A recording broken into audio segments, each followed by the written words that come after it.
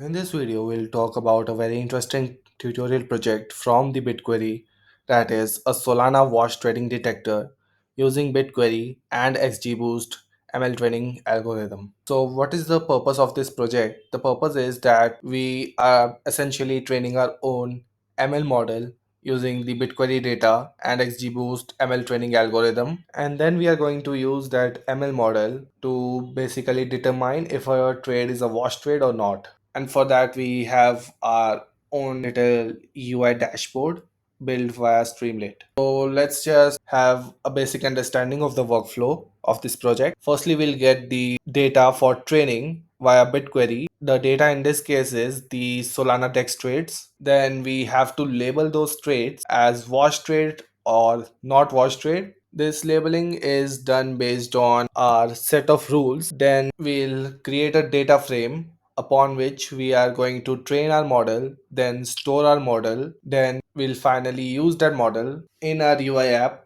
to determine if a trade is wash trade or not. So without any further delay, let's jump into the code for some basic understanding. So this get underscore data.py has a get underscore trades function which essentially returns us Solana trades or Solana DEX trades via BitQuery API. The other important file is token underscore rules.py. So it has a set of rules defined as function upon which we can declare a trade to be wash trade or not a wash trade. So some of these rules are detect self trades.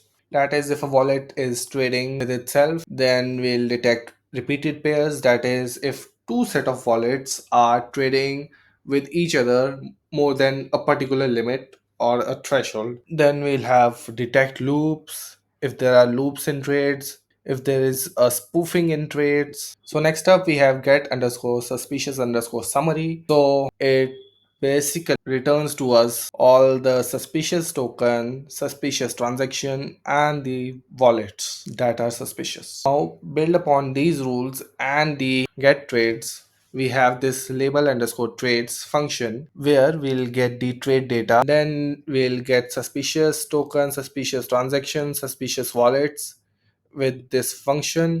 And then finally we'll add a new column that determines if it is a wash trade or not using the following condition.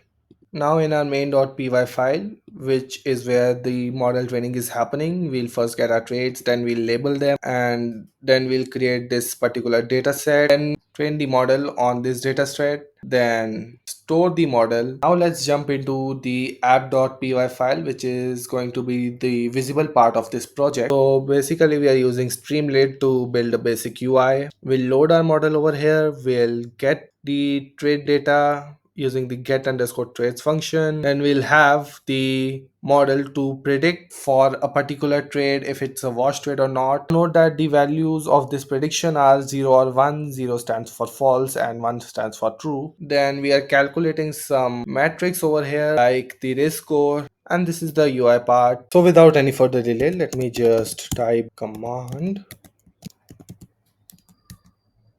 So you can see over here, this is what our final product would look like.